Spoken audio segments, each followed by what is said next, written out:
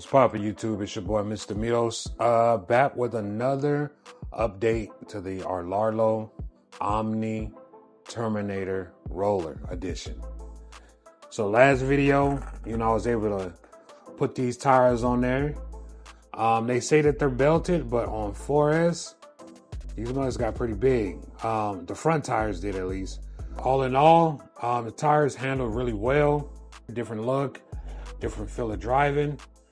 But in this video, so as soon as I shot this video, I checked my tracking and realized that the parts that I ordered from Rlaarlo actually was delivered in my mailbox.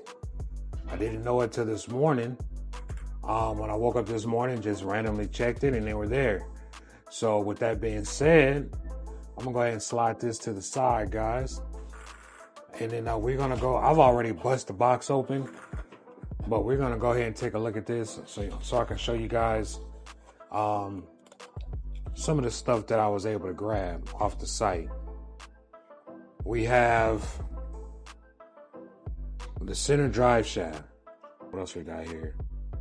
We have axles, but I got an extra servo. I may be selling that, I don't know. The Billet servo horn. So what we have here. Actually got a third set of the upper control arms. Now here's the thing, guys. I thought when I bought, so I bought two at one time, and I am thinking the front and the rear is the exact same. But on their site they have the front and the rear. So when I originally purchased them, I just purchased two of the front or two of the rear. I don't know which ones it was. But needless to say, when I went back on there for my second order, I noticed that there was two separate options, and I didn't know whether or not if they were the same. So I ended up buying a third one right there. So center spool. This is the Mod 1 with the 33 tooth. Mod 1 center spool. These are the diff cups. So I should have two orders of these. Yeah, I got two orders of the diff cups. So for the front and the rear, CVDs, front and rear differential input for the front and the rear. And then in this box, I'm going to pull these out. Here we have the bell crank, servo, to remount the servo without the cage on top. Here's a top plate. Check that out. Here is your front. I want to call these a spindle for the front hubs. These are for the rear. And then these are the two, of course, like I said earlier, that I have bought these at one time. I have bought, and even on the packaging, it doesn't say left. I'm sorry, it doesn't say front or rear. It doesn't give you any information. Caps, which are serrated, which is pretty dope. So you know they're not gonna come off the wheel. Here are the 17mm hubs with the pins and rub screws. And then last but not least, I have the 40mm motor mount. So with the roller, it comes with the 36mm motor mount. So I went ahead and copped the 40 just in case I decide to change the motor out to a 40mm can. I'm not sure if that's even needed because that 3200 kV puts out way more than enough power. But in this video, guys, I'm gonna go ahead and start busting this down. And this may be a little longer. I know my videos are like episodes, you feel me? But I'm gonna start tearing it down and replacing some of this stuff on here. And take you guys on a ride with me. So with that being said, let's get it.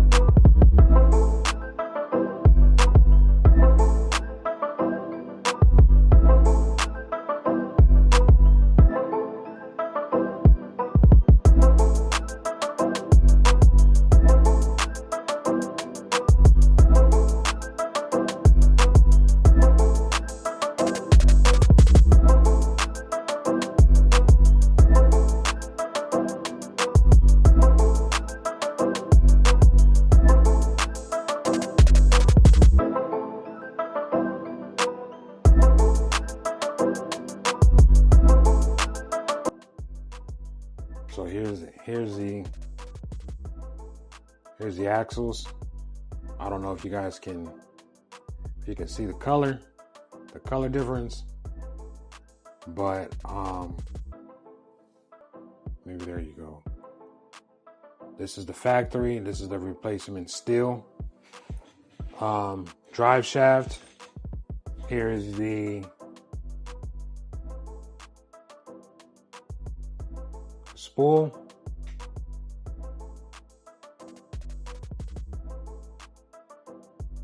With the steel cups. So I'm gonna go ahead and get this installed now.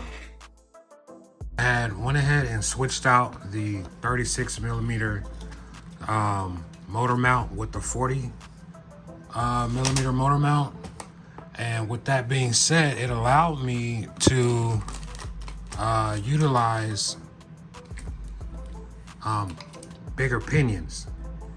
So right now, this is actually a 27 tooth pinion.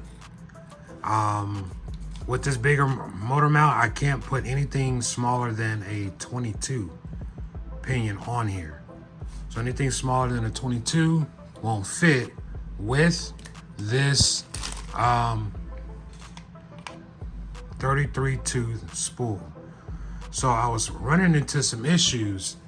The height of where the gear sits with the spool and the center diff was off. So like the center diff it was sitting higher than the spool, and when I put the spool in there, it was tight and it wouldn't turn. So if I were to place this in here like this,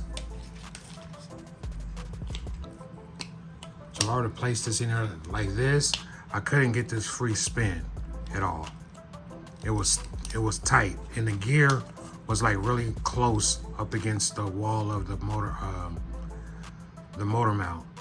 So what I had to do was I had to actually take this grub screw out and slide this spool, like there's a flat base in here, and take the spool and slide the spool back some off of that flat grub screw flat spot and on this actual spool.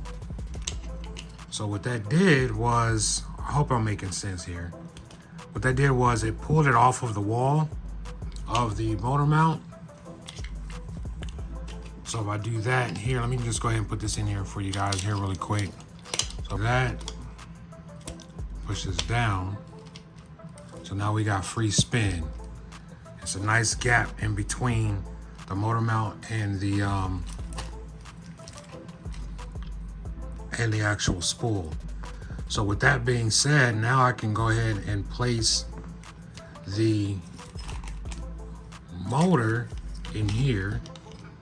As you can see, let me go ahead and just slide that in here for you guys really quick.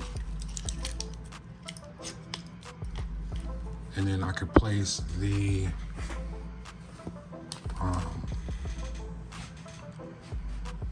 actual pinion without any spacers on the motor. So there's no spacers on here.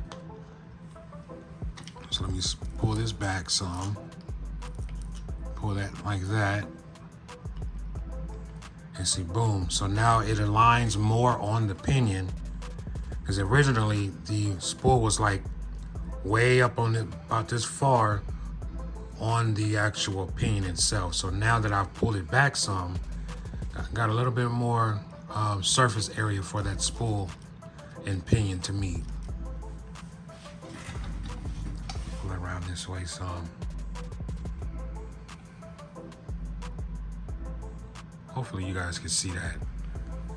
I don't know how this is going to run with this large of a pinion on here and this small of a spool. We're gonna test it out. We're gonna check the temps and we're gonna do all that, and we'll see. So it's trial and error. So next thing I'm gonna do is I'm gonna go ahead and update my my bulkheads, the front and the rear. Here, let me see. This is pretty much simple. This piece comes out right here. The arms come off. This whole little piece come off with a couple screws, and I'll just replace this whole piece right here along with the axle. Around the rear, there's a couple screws back here that holds on the cap, and I'll take that cap off and then replace the cups on the diff, and hopefully I'll button this all up. So I don't want to bore you guys with all of that. It's going to be a hell of a long video. So let me just go ahead and get that out the way, and then I'll catch you guys back on when I'm finished.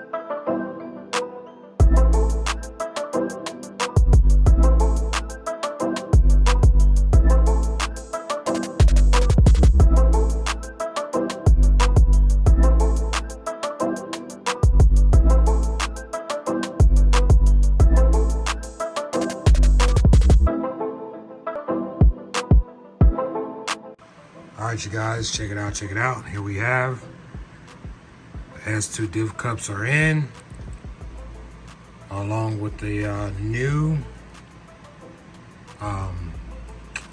dog bones and the 17 mil hex. These actually took 2 grub screws and a pin in the inside to hold those on. So no CVDs in the back. I didn't see if they had any for sale on Rlaarlo. I don't know if the front is the same length as the rear. Maybe they are, maybe they're not, I'm not sure. But the actual CVD is stock. Dog bones is a steel, 17 mil on the hex. Diff is upgraded, and I guess it's time to even have the input gear. Pin is at the S2 as well. So now it's time to put it all back together. Let's get it.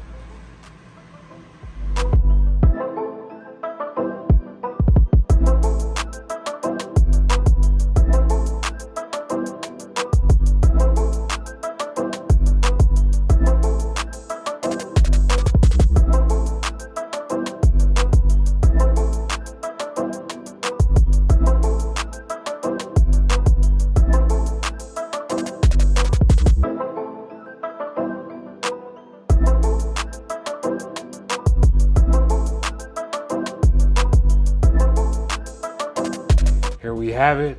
It's all of the parts are installed on this bad boy. Took me a few hours to get this all buttoned up. Finally got it. Ran into a couple of obstacles with the slop in the front with the CVDs and the 17 mil hex, so I had to figure that out.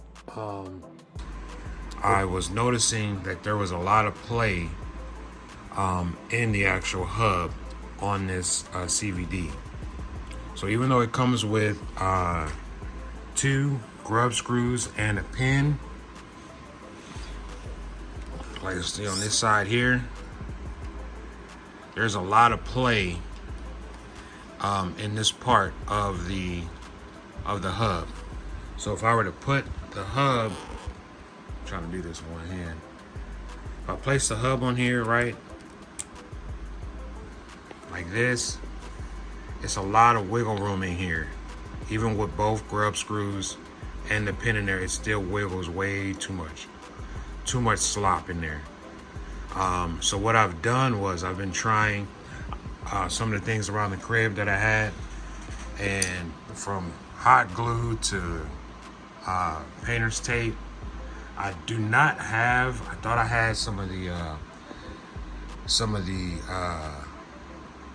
sealing tape that you put on like water hoses and like faucet water fasteners. I had some tape around there around the crib for that, but I couldn't find it. But you would need something like that to put around the threads. If I can zoom, put around the threads on here just to take away the slop out of there, right? So on this side, I've done that. And see, now you can see there's no slop in here. The wiggle that you see is from the actual hub carrier. But yeah, there's no slop. And it was, before that, it was just way too wiggly. I even added a spacer in between here. So there's a spacer in there as well. Tape on the actual axle.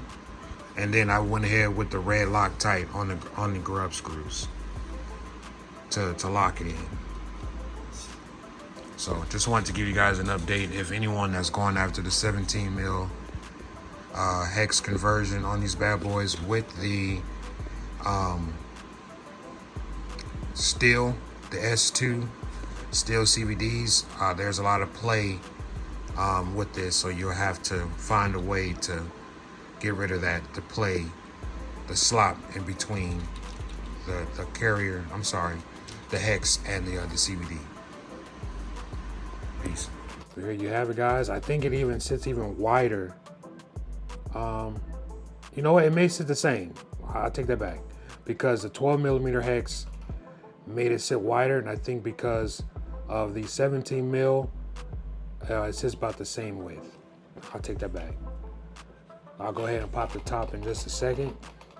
Cool thing about these tires, they come with their built-in armor oil. This isn't sticky or oily, it's just shiny for some odd reason. It's pretty sick. Ain't gotta put none on the tires if you're into that type of thing. So let me go ahead and pull the top off. So as you guys can see, we got the 17 mil hex on there, front and rear.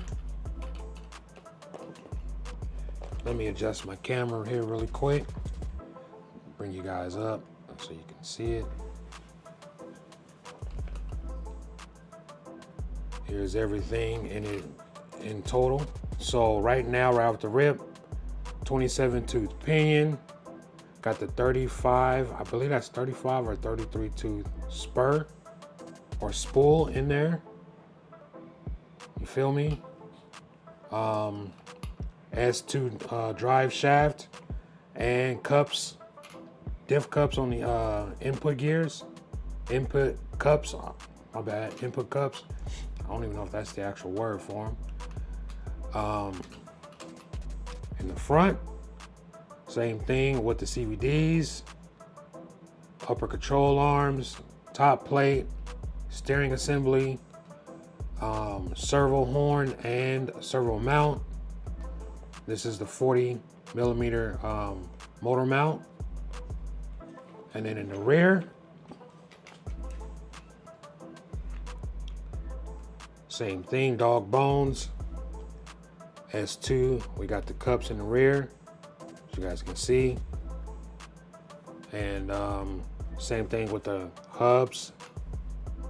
Check that out. Everything is red and blue Loctite, tightened down, especially the grub screws on the actual drive shaft itself. So there's quite a bit of grub screws when swapping out the spur to the spool and the cups on the actual drive shaft.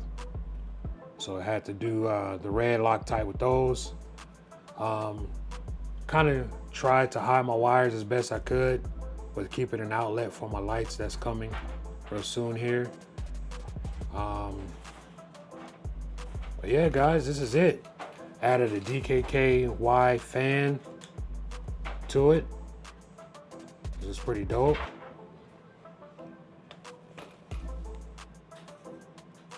It's not as powerful, but it'll give it a little bit of air. Not sure how the temps are gonna be with this gear ratio. with the 27 and the 30, I believe it's 33 if I'm not mistaken. It's either 33 or 35 spool, so not too sure how that's gonna be. So I'm definitely gonna run it and just check it out and see. It's pretty quiet. The mesh is spot on. And yeah, guys, this is it. This is your Omni Terminator. Pull it in. Sits pretty low, pretty stout with these wheels on here. The only thing that I may have to do is give me some stiffer springs.